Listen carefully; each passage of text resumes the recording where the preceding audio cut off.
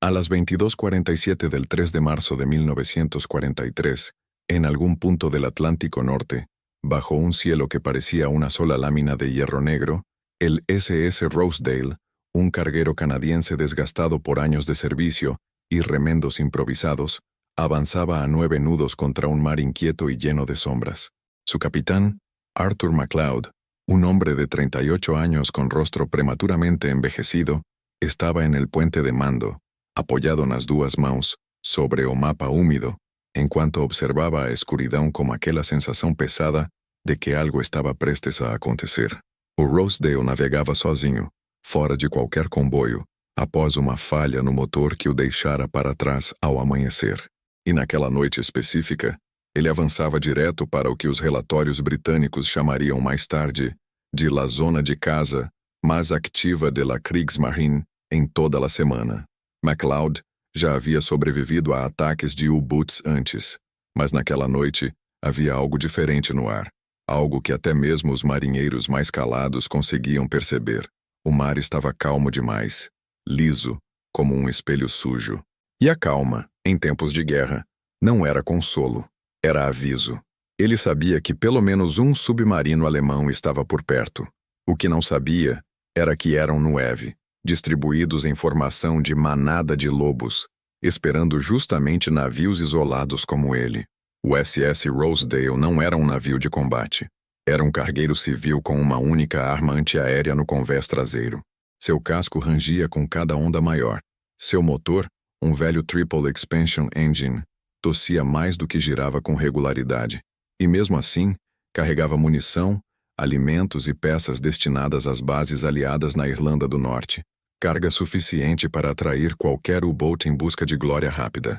3 horas antes, ao anoitecer, o primeiro sinal de perigo apareceu. Uma interferência em la rádio, curta, quase imperceptível, mas suficiente para que o operador, Henry Collins, levantasse a cabeça. Interferência alemã era como cheiro de sangue na água. MacLeod ordenou silêncio total a partir daquele momento. As luzes foram apagadas. O gerador secundário desligado. Até os passos no convés se tornaram mais lentos. E, no entanto, mesmo com toda a disciplina silenciosa, havia algo que falhava noite após noite. O navio vibrava demasiado. Vibração metálica que se propagava por el casco, como na campana submarina, revelando sua posição a quilômetros de distância. A tripulação odiava aquela vibração. E ninguém odiava mais do que Elias Turner, o engenheiro-chefe, um homem magro de boca dura e mãos marcadas por queimaduras antigas, que vivia com a sensação de que estava lutando uma batalha perdida contra o motor envelhecido. Turner já tinha avisado inúmeras vezes que aquela vibração podia custar vidas. Ele dizia que era como gritar: "Estamos aqui", para cada submarino nas redondezas. Mas o manual, e principalmente os oficiais superiores, proibia qualquer modificação na estrutura interna do motor ou nos suportes anti-vibração. "És um desenho probado", repetiam. Nulo toque. Elias obedecia, até onde conseguia suportar. Naquela noite, porém, enquanto o relógio marcava 22:47 e o horizonte sumia por completo atrás de uma névoa úmida e azulada, ele percebeu algo que fez o estômago afundar. A vibração estava pior, mais profunda, como se o navio estivesse ressoando com o próprio mar. Turner desceu as escadas rumo à sala de máquinas com passos rápidos e coturnos ecoando na chapa metálica. Lá embaixo, o ambiente parecia ter parado no tempo. Cheiro de óleo queimado, calor que subia em ondas e aquele som grave do motor funcionando no limite.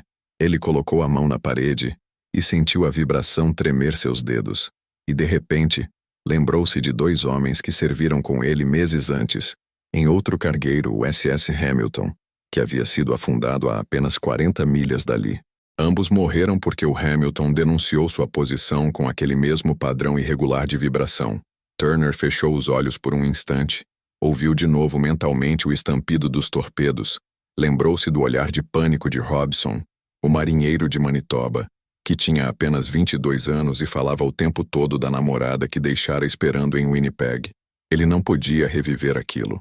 Subiu de novo ao convés decidido a falar com MacLeod. Encontrou o capitão observando o mar com um binóculo que parecia tão cansado quanto ele. "Está pior, verdade?" perguntou o capitão, sem desviar o olhar. Turner apenas assentiu. Não podemos seguir em linha reta, disse o engenheiro. Nos escucharão todos elos. MacLeod respirou fundo. A regra era clara. Navios isolados não podiam realizar manobras evasivas sem contato direto com o comando. E como a rádio tinha interferência alemã, não havia autorização possível. Desviar curso era considerado violação de protocolo, passível de corte de suprimentos, punição e até afastamento permanente. Mas seguir em linha reta era suicídio. O capitão sabia disso. E Turner também. Lá embaixo, no mar escuro, 9 submarinos alemães aguardavam justamente aquilo. Um casco vibrante no meio do oceano, como um sino marcando o ritmo perfeito para um ataque coordenado. Os U-Boots estavam equipados com hidrofones sensíveis, capazes de captar anomalias de vibração a quilômetros. Um navio que vibra sempre no mesmo padrão torna-se um alvo inevitável. O problema era claro. O Rosedale não podia deixar de vibrar. E por isso Turner, há semanas, pensava em uma solução proibida. Um truco de campo que aprendeu com um mecânico norueguês anos antes. Um método considerado inseguro e oficialmente banido pelos oficiais de engenharia. Algo improvisado, simples, mas radical. Alterar a tensão de los soportes del motor em plena navegação, adaptando o peso para redistribuir as microvibrações e fazer o casco desaparecer temporariamente do alcance acústico. O manual dizia que nenhum engenheiro podia fazer aquilo, nem mesmo em porto, muito menos em mar aberto. Demasiado riesgo de ruptura, incêndio ou pérdida total del motor. Mas Turner sabia que naquela noite, o risco maior era outro. 9 submarinos apontando torpedos para um navio sozinho. E foi nesse momento silencioso, com o mar respirando devagar sob eles, que algo aconteceu. Do lado de fora, um som grave cortou a noite. Um ruído que não era del Rosedale. Um eco distante. Uma assinatura acústica que Turner reconheceu na hora. Um U-boat ajustando profundidade. Ele e o capitão trocaram um olhar rápido e gelado. Eles tinham sido localizados. E foi ali, naquela fração de segundo, que Turner finalmente decidiu quebrar o protocolo. Suspirou fundo, limpou a mão suada no macacão e murmurou, quase para si mesmo: Voy a hacerlo, ya no tenemos tiempo. MacLeod não o deteve. Apenas fechou o binóculo devagar e disse: Haga um informe oficial, los dos estaremos acabados. Pero si no haces nada, nadie vivirá para leerlo. Turner assentiu uma última vez e desapareceu no corredor escuro que levava ao coração metálico do navio, disposto a usar um truque proibido. O único que poderia dar ao Rosedale a chance de sobreviver contra 9 submarinos alemães naquela mesma noite. Turner descendió por la escalerilla con una determinación que solo los hombres agotados por la guerra llegan a sentir. En la sala de máquinas, el aire era denso, casi sólido, y cada golpe del motor hacía vibrar el suelo metálico bajo sus botas. El ruido repetitivo, mecánico, hipnótico y mortal le recordaba que cada segundo que pasaba aumentaba la probabilidad de que los hidrófonos alemanes triangulasen la posición exacta del SS Rosedale. Bajo esa cadencia, el ingeniero sentía como si una cuenta regresiva invisible estuviera corriendo, lenta pero implacable. Desabrochó el mono de trabajo, se agachó junto al generador auxiliar apagado y abrió su vieja caja de herramientas. Allí dentro estaban esos instrumentos que no figuraban en ningún inventario oficial. Una llave casera doblada por él mismo, 2 cuñas metálicas desgastadas, un hilo grueso de cobre y una bobina pequeña de tela aislante. No era equipo reglamentario, pero era lo que necesitaba para ejecutar el truco prohibido. Un truco que, se lo había dicho el noruego, podía salvar un barco o destruirlo en cuestión de minutos. Se arrodilló en el estrecho espacio junto al bloque principal del motor. El calor le ardía en el rostro. Los nudillos ya le dolían antes de empezar.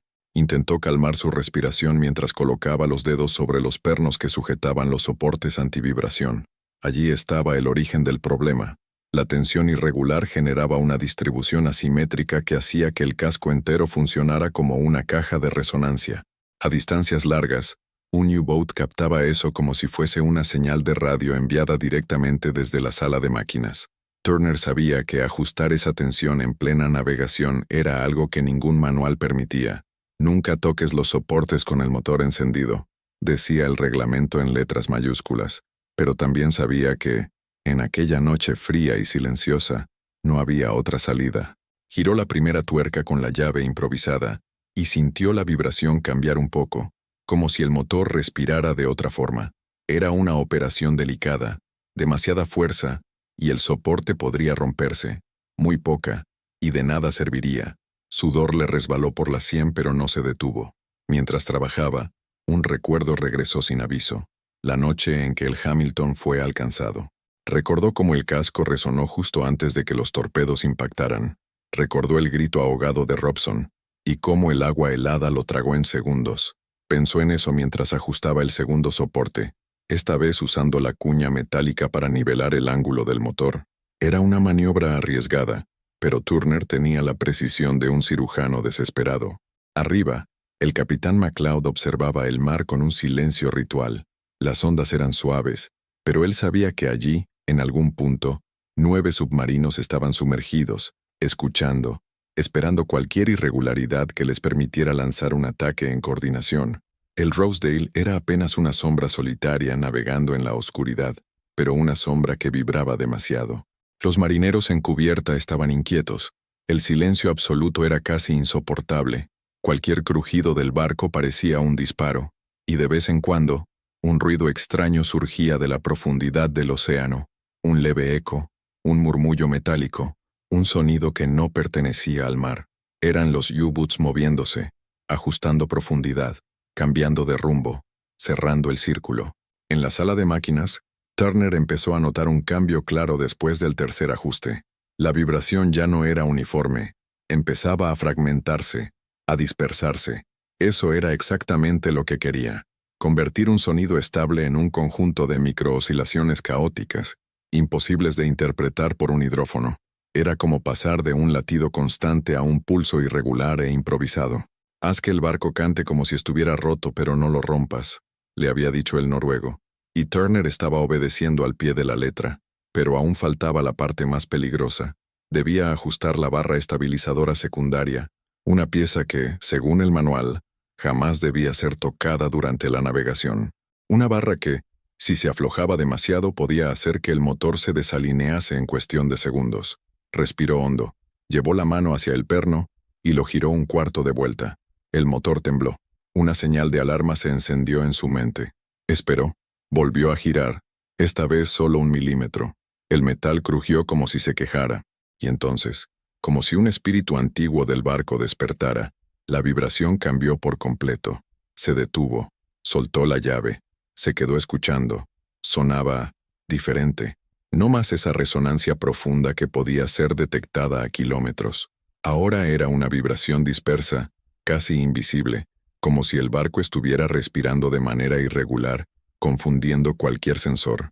«Vamos, viejo, no me falles ahora», murmuró mientras ponía la mano sobre el bloque del motor. El Rosedale vibraba, sí, pero no de la forma predecible que los U-boats necesitaban. Turner había alterado completamente la firma acústica del barco. Salió de la sala de máquinas con las manos negras de grasa, un corte fresco en la palma y un silencio nuevo en el aire. Subió rápido al puente. McLeod lo miró con urgencia. «¿Lo hiciste?» «Sí, pero no sé cuánto aguantará». El capitán apenas asintió. Ambos sabían que no había tiempo para más explicaciones. Desde el horizonte, un segundo sonido se escuchó, más claro que antes. Un golpe bajo, repetitivo, un torpedo siendo cargado. McLeod ordenó de inmediato una maniobra evasiva leve, insuficiente para levantar sospechas, pero suficiente para alterar la trayectoria del barco. «Mantengan velocidad», ordenó, intentando no mostrar que el pánico ya empezaba a rondar por debajo de su compostura militar. Los minutos siguientes fueron una eternidad. Las olas golpeaban el casco en un ritmo irregular. De vez en cuando, otro sonido profundo surgía desde el fondo del mar, como un tambor lejano. Turner y McLeod intercambiaban miradas sin palabras. Ambos entendían que, si el truco funcionaba, el barco desaparecería acústicamente por unos minutos. Si no funcionaba, no habría tiempo de rezar. Y de pronto, algo sucedió. El hidrófono alemán que había localizado al Rosedale dejó de recibir una señal estable. Su operador escuchó apenas un ruido caótico, como un barco quebrado o una máquina fallando. No podía triangular nada. informó al comandante del U-Boat que el objetivo había desaparecido del patrón. Probablemente cambió rumbo, dijo. El comandante ordenó profundizar y escuchar otra vez, pero el hidrófono volvió a emitir ruido difuso. Ni rumbo, ni velocidad, ni distancia. Los otros U-Boats en la manada de lobos también empezaron a perder el contacto. Uno por uno, sus operadores informaban señal perdida, ruido irregular, interferencia. Era como si el Rosedale hubiera sido tragado por el mar. En el puente del carguero, McLeod escuchó el mar en silencio absoluto. No había torpedos, no había estallidos, ninguna columna blanca subiendo desde la profundidad. Turner soltó el aire que había estado conteniendo sin darse cuenta. Funcionó, murmuró en voz baja, pero los dos sabían que aquello era apenas el comienzo. La noche aún era larga, y los 9 submarinos no habían abandonado la casa. Durante casi 20 minutos, el SS Rosedale avanzó en un silencio tan absoluto que parecía imposible que un barco de acero de casi 100 metros pudiera desplazarse sin dejar una firma clara en el océano. McLeod mantenía el rumbo con manos quietas sobre el timón, observando el horizonte con esa mezcla de miedo y disciplina que solo los capitanes que han visto demasiados barcos hundirse conocen bien. Turner permanecía junto a la entrada del puente, todavía respirando entrecortado por el esfuerzo y la tensión, consciente de que su truco prohibido no era una solución definitiva, sino apenas un respiro, una grieta en la noche, un espacio frágil donde la vida podía seguir existiendo. Pero el Atlántico Norte no perdona treguas prolongadas. A las 23:19, un sonido nuevo rasgó el aire interior del puente, un eco sordo proveniente del flanco de babor, un golpe hueco, profundo, como si algo metálico hubiese rozado el casco a distancia. McLeod levantó la mirada de inmediato. Turner se enderezó de golpe. «Ese sonido», susurró Turner. «Lo sé», respondió el capitán. «Están intentando readquirirnos». Debajo del mar, los 9 U-Boats habían comenzado a desplegarse en formación más amplia. La desaparición acústica del Rosedale los había confundido, pero no los había disuadido. Cada capitán alemán sabía que los convoyes no navegaban solos y que un carguero aislado era una presa demasiado tentadora para abandonar la casa por un fallo momentáneo. Por eso, los submarinos reajustaron posiciones, abrieron abanicos de escucha y empezaron a moverse lentamente para interceptar cualquier nuevo rastro. El truco de Turner había sido ingenioso, pero frágil. El motor del Rosedale no podía mantener por mucho tiempo una vibración depreciada, sin riesgo real de desalineación, ruptura de soporte o sobrecalentamiento. Lo sabía el ingeniero, lo sabía el capitán, y lo presentían los marineros que escuchaban cada sonido del casco, como si fuese el latido de su propia alma. A las 23:27, otro ruido surgió, esta vez más definido. Una señal acústica artificial, breve pero inconfundible. Los hombres se miraron con terror contenido. Eso fue comenzó Collins, el operador de radio. Ping de sonar pasivo, completó Turner con la voz seca. Uno de ellos está muy cerca. Era una técnica rara pero no imposible. Aunque los U-Boats no usaban sonar activo como los destructores aliados, algunos comandantes recurrían a un truco arriesgado, golpes controlados de casco o reverberaciones leves para generar eco y detectar masas cercanas.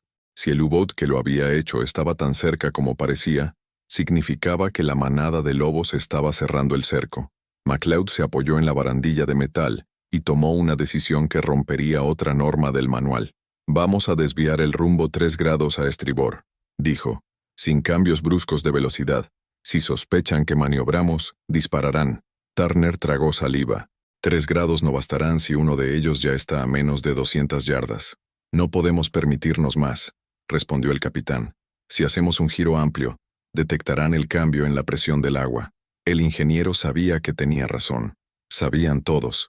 Lo único que podían hacer era rezar a un océano que nunca escuchaba. Mientras el barco se desviaba lo mínimo indispensable, Turner volvió a notar algo extraño. La vibración alterada del motor estaba empezando a estabilizarse. No del todo, pero lo suficiente para que un hidrófono pudiera volver a captar un patrón. El truco estaba agotándose. El motor, fatigado, quería volver a su modo natural, regular, constante y mortal. «Capitán», dijo Turner con voz baja, «el truco ya casi no aguanta». McLeod cerró los ojos por un segundo. ¿Puedes hacer algo? Podría empeorar la vibración durante unos minutos, pero aumentaría el riesgo de que la barra secundaria se rompa. ¿Y si se rompe? Turner lo miró sin parpadear. Se romperá el motor completo. Nos quedaríamos sin propulsión. Eso equivalía a firmar la sentencia de muerte del barco. McLeod respiró hondo. ¿Y si no haces nada? Nos encontrarán antes de 15 minutos. El silencio que siguió fue una sentencia por sí misma. Finalmente el capitán dijo, hazlo, pero veloz. Y que Dios nos proteja. Turner no dudó. Corrió escaleras abajo sintiendo el metal frío bajo sus manos. La sala de máquinas lo recibió con un rugido irregular. El motor parecía gruñir de manera angustiada, como si supiera que estaba siendo forzado más allá de lo razonable. Turner abrió una válvula, luego otra. El vapor escapó en un silbido agudo. Usó la bobina de tela aislante para envolver un punto del soporte que estaba comenzando a calentarse demasiado. Después, con movimientos rápidos, golpeó suavemente una de las cuñas para provocar un leve desplazamiento lateral. El motor tembló violentamente por un instante.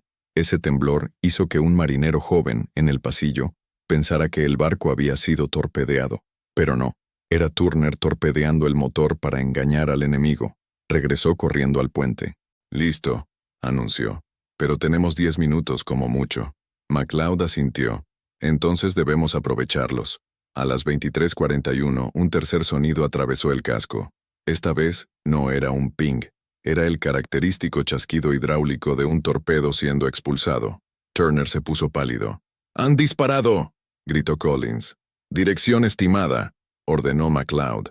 «Babor, 40 grados. No estoy seguro». El capitán no esperó confirmación. «Timón a babor, 2 grados. Mantened velocidad». El barco giró apenas lo suficiente para alterar su trayectoria, sin provocar turbulencias obvias.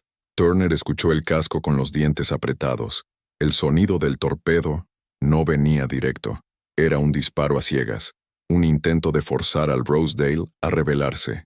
El torpedo pasó a unos 30 metros, rozando el casco con un silbido grave. Si hubiera sido un disparo directo, estarían todos muertos. McLeod se apoyó en la barandilla, exhalando lentamente. No fue hacia nosotros. Dispararon por patrones acústicos antiguos. Todavía no saben dónde estamos. Pero el problema era otro. El disparo había alertado a los demás submarinos. Los 9 U-Boots ahora se movían más rápido, cerrando un círculo más pequeño para asegurarse de que ninguna interferencia les robara la presa. La vibración irregular daba confusión, pero también curiosidad. Un barco que sonaba roto podía ser vulnerable. A las 23:57, el hidrófono de uno de los U-Boots captó algo, un pulso débil, distinto del ruido caótico anterior. Apenas una firma, pero una firma al fin. Turner lo supo antes de que nadie en el Rosedale lo mencionara. Sintió la vibración cambiar bajo sus pies. El truco estaba colapsando.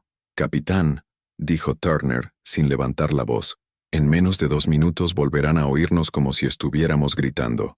Y como confirmación fatídica, otro golpe sonoro llegó del océano profundo. Esta vez, más cercano, más preciso. Los submarinos alemanes habían vuelto a encontrar el rastro.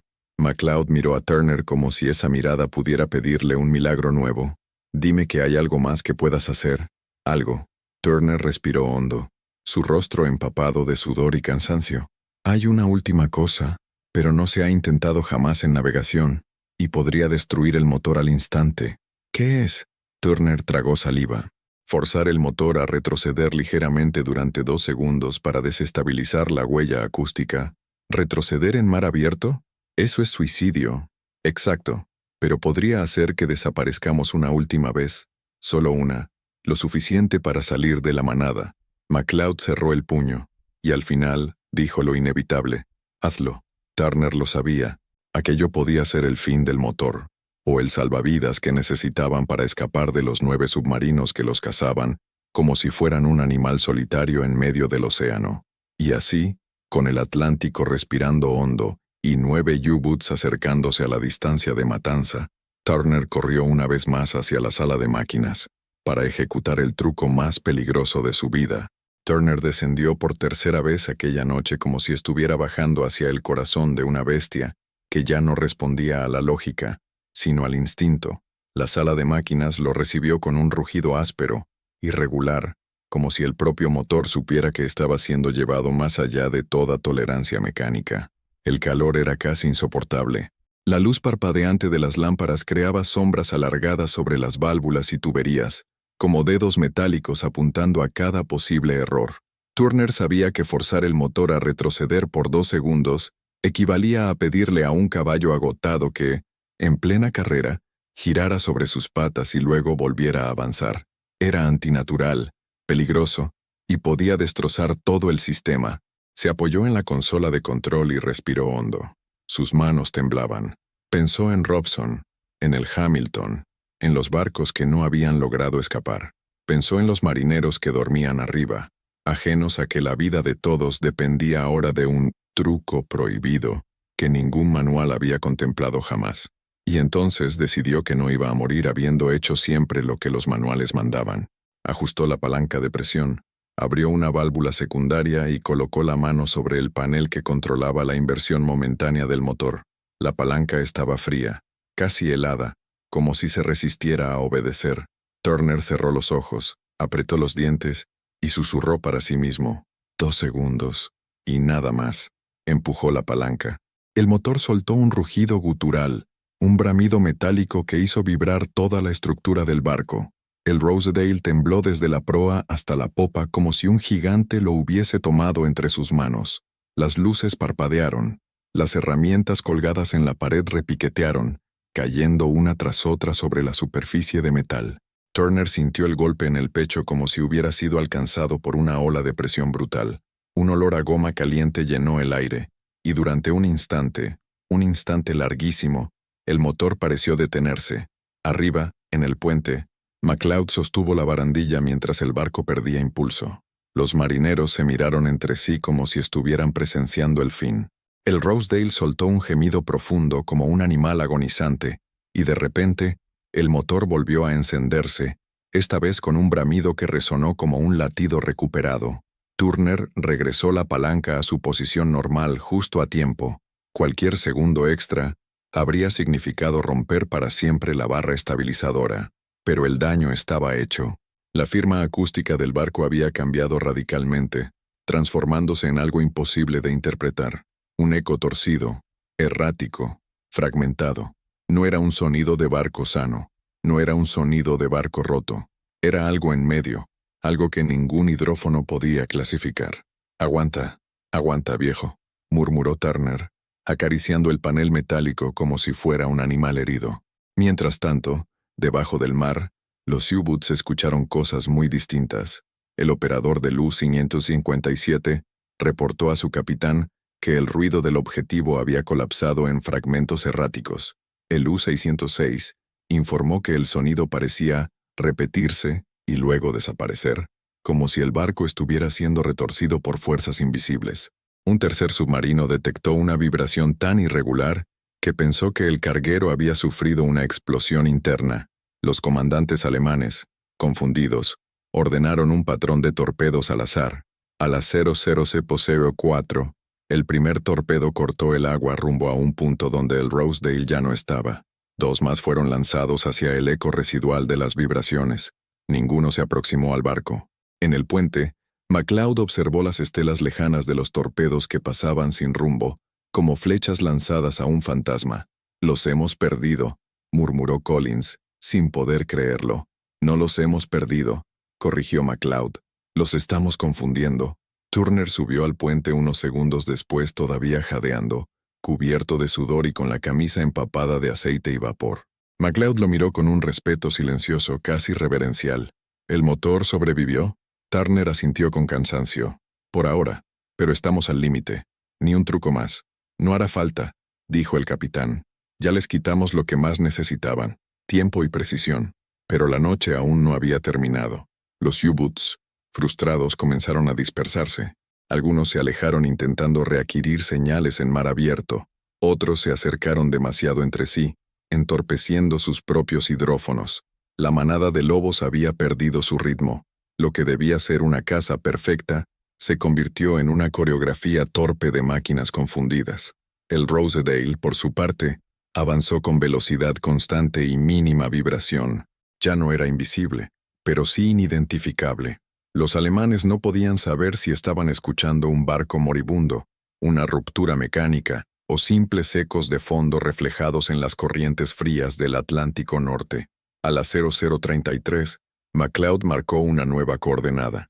Si mantenemos esta velocidad y no nos hundimos antes del amanecer, dijo con un humor tenso, saldremos de la zona de caza. Turner se dejó caer en una silla metálica. Cada músculo de su cuerpo dolía. Sentía los párpados pesados, como si el cansancio de toda una campaña naval le hubiera caído encima de golpe. «Capitán», murmuró, «nunca hicimos algo así, ni deberíamos volver a hacerlo. Nadie debe saber que lo hicimos», respondió McLeod de manera automática. «Lo sé», dijo Turner con una sonrisa triste. «Y tampoco me importa». A las 01:10, la manada de lobos abandonó finalmente la búsqueda. No podían desperdiciar combustible ni torpedos persiguiendo un reflejo acústico incoherente. Los U-Boots retomaron rutas de patrulla distintas y desaparecieron uno por uno en la oscuridad eterna del mar. El Rosedale siguió su camino hacia el norte. El motor sobrevivió. Apenas. El truco prohibido dejó marcas. Un soporte casi quebrado, una válvula deformada por el calor y una barra estabilizadora que no volvería a ser la misma. Pero el barco seguía avanzando, vivo, silencioso, indócil, cuando el sol comenzó a asomar en el horizonte, iluminando las aguas como una cinta de plata estirada. La tripulación del Rosedale salió en silencio al combés. Algunos lloraron. Otros simplemente miraron el amanecer sin decir palabra. Era una imagen que jamás olvidarían. Un barco solitario, herido, pero invicto, saliendo de la noche más peligrosa que había enfrentado. McLeod apoyó una mano en el hombro de Turner. «Lo que hiciste esta noche», comenzó el capitán, «fue ilegal», completó el ingeniero con cansancio. «Fue heroico», corrigió McLeod. Turner no respondió. Nunca le gustaron las palabras grandes. Días después el Rosedale llegó a Irlanda del Norte. La inspección portuaria encontró anomalías en el motor, pero Turner las explicó como efectos de vibración natural. No hubo informes oficiales, no hubo menciones en los registros. Ningún alto mando supo jamás que un carguero canadiense había burlado 9 submarinos alemanes en la misma noche gracias a un truco prohibido ejecutado en la oscuridad absoluta. Turner regresó a Canadá al final de la guerra. Trabajó en un taller pequeño, reparando camiones y tractores. Nunca contó la historia. McLeod tampoco. Pero cada año, algunos marineros que estuvieron en el Rosedale se reunían en un bar de Halifax. Brindaban, hablaban poco y siempre levantaban un vaso en silencio. No decían su nombre. No hacía falta, porque hay guerras que no se ganan con medallas ni manuales. Se ganan en noches como aquella, cuando un hombre agotado, solo en una sala de máquinas que parecía latir como un corazón herido, decide violar una regla para salvar la vida de todos. Y mientras haya quienes recuerden, aunque sea en silencio, la historia del Rosedale nunca se perderá en los archivos del mar.